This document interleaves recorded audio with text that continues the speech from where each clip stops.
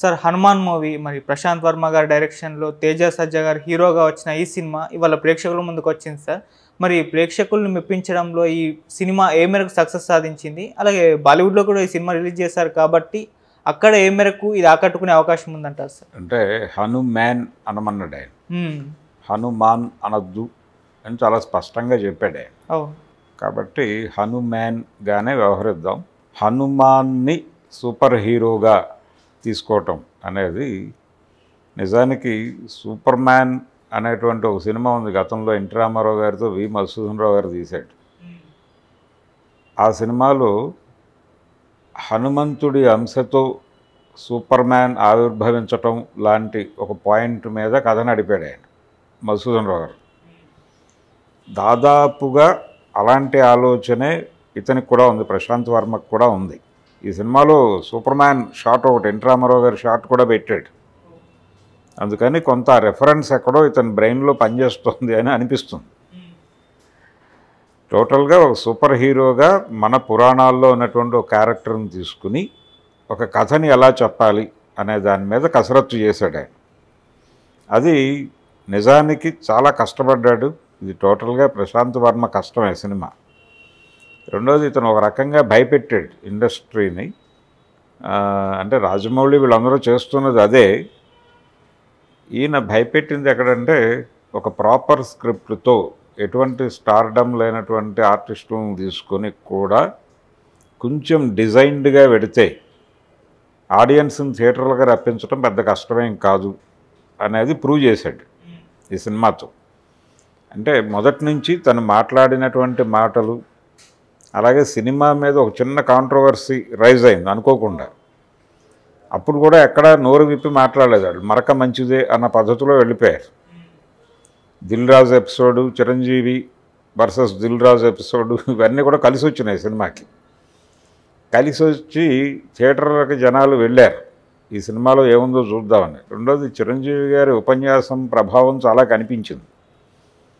ఆయన ఒక రకంగా ఇలాంటి సినిమాలు చేయాలి అనే ఆలోచన ఆయనకు కూడా ఉండేది. ఆ ఆలోచనతోనే అంజీ సినిమా చేశాడు. ఈ సినిమాకి అంజీకి కొంత పోలికలు కూడా కనిపిస్తాయి. అంటే ఈ పోలిక ఎక్కడ అంటే హనుమంతుడు అనేటువంటి క్యారెక్టర్లో ఉన్నటువంటి బలం ఏమిటి, ఆ ఎలిమెంట్స్ ఏమిటి అనే దాన్ని గ్రాప్ చేసి దాన్ని ఇంకొక దానికి వాడాలనుకోవడం. ఇప్పుడు ఉదాహరణకి ఆంజనేయ స్వామి, ఆయనకు మరణం లేదు, చిరంజీవి అంటారు. అంటే మరణం లేని ఒక క్యారెక్టరు ఏ కారణాల చేత మరణం లేదు అనే దాన్ని గ్రాప్ చేసేసి మరణం లేని జీవితాన్ని గడపాలి అని అనుకోవటం అనేది ఇది ఊహల్లో కథే అయినప్పటికీ ఒక లాజిక్ ఉంది.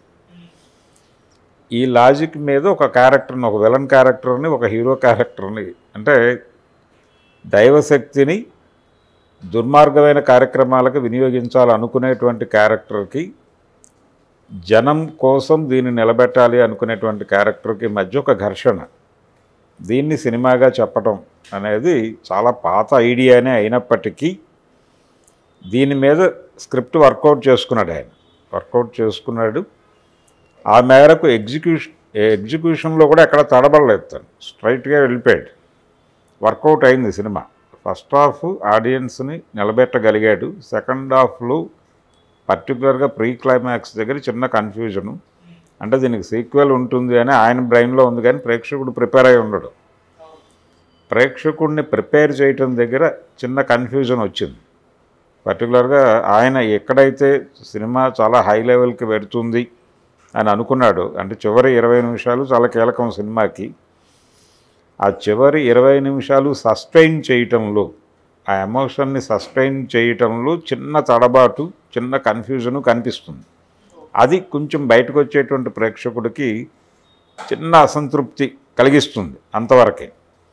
ఇది సౌత్ ఆడియన్స్ గురించి నేను చెప్తున్న విషయం. అయితే నార్త్లో ఇది బాగానే కనెక్ట్ అయింది.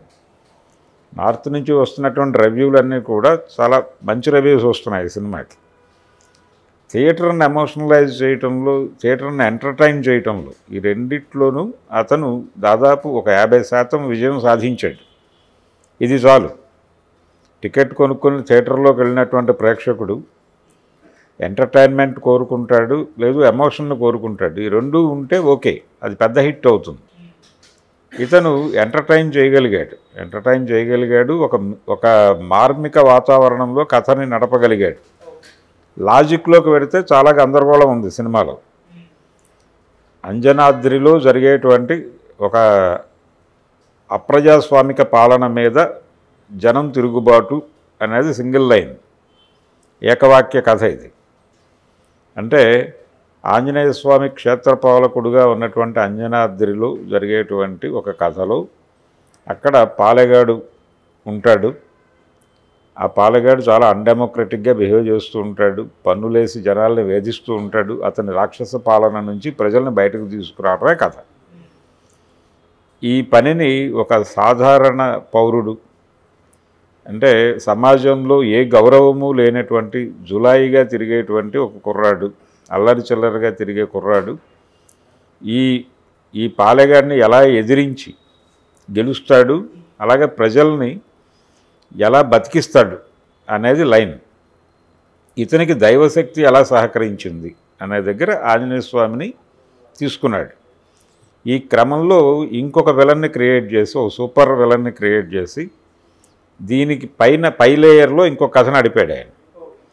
ఆ పై లేయర్లో కలిపినటువంటి కథ ఏదైతే ఉందో, పై లేయర్లో నడిపినటువంటి కథ ఏదో ఉందో దాని మీద ఇంకొంచెం వర్కౌట్ చేసి ఉండొచ్చు. వర్కౌట్ చేసుంటే ఫస్ట్ హాఫ్ సెకండ్ హాఫ్ని డివైడ్ చేసుకోవటంలో ఇంకొంచెం మార్పులు కనిపించేవి. నిజానికి చాలా ఎమోషను ఈ ప్రస్తుత సమాజానికి చాలా అవసరమైనటువంటి ఒక కథని, ఒక పాయింట్ని తీసుకున్నాడు ఆయన పై లేయర్ కథకి. ఆ పై లేయర్ కథని ఇంకొంచెం డీటెయిల్డ్గా వర్క్ చేసి ఉంటే, అంటే ఇందులో ఒక సూపర్ విలన్ ఉంటాడు, సూపర్ హీరో కావాలనుకునేటువంటి ఒక సూపర్ విలన్. ఆ సూపర్ విలన్ క్యారెక్టర్ని ఇంకొంచెం జనాలకి కనెక్ట్ అయ్యేలాగా డిజైన్ చేసి ఉంటే, ఇంకొంచెం వర్క్ చేసి ఉంటే దాని మీద, అది చాలా అవసరం ఇప్పుడు సమాజానికి. దాని మీద వర్కౌట్ చేసుంటే కనుక సినిమా ఇంకొంచెం ఎమోషనల్గా ఉండుండేది. అయితే ఈయన దృష్టి టోటల్గా విఎఫ్ఎక్స్, తను థియేటర్లో కూర్చున్నటువంటి ప్రేక్షకుడిని మెస్మరైజ్ చేయడానికి ఎలాగా వాళ్ళని సర్ప్రైజ్ ఎలిమెంట్స్ ఇవ్వాలి వాళ్ళకి అనే దాని మీద ఎక్కువ కేంద్రీకరణ నడిచింది. అందుకని కొన్ని డీటెయిల్స్ వదిలేశాడు ఆయన. ఆ వదిలేసిన డీటెయిల్స్ కొంత ఇబ్బంది కలిగించింది, కానీ టోటల్గా సినిమా పర్వాలేదు. ఇంకొకటి, ఇది గుంటూరు కారంతో పోటీ పడింది. గుంటూరు కారం మహేష్ బాబు సూపర్ స్టారు, ఆయన సక్సెస్ఫుల్ డైరెక్టర్ త్రివిక్రమ్ శ్రీనివాసు, వాళ్ళ కాంబినేషన్లో వస్తున్న సినిమా మీద ఈ సినిమా పోటీకి దిగటం అనే దాని మీద చాలామంది రకరకాలుగా వ్యాఖ్యానాలు చేశారు. కానీ కంపారిటివ్గా ఆ సినిమాతో పోలిస్తే ఇది చాలా బెటర్గానే ఉంది. గుంటూరు ఘోరంతో పోలిస్తే ఇది కంపారిటివ్గా, ఇందులో కూడా లాజికల్గా ఇబ్బందులు ఉన్నప్పటికీ కూడా అందులో అసలు టోటల్గా కథే ఇల్లాజికల్ స్టోరీ. అది ఏమాత్రము లాజిక్ లేనటువంటి ఒక గందరగోళం కథని సినిమా తీసాడు ఆయన.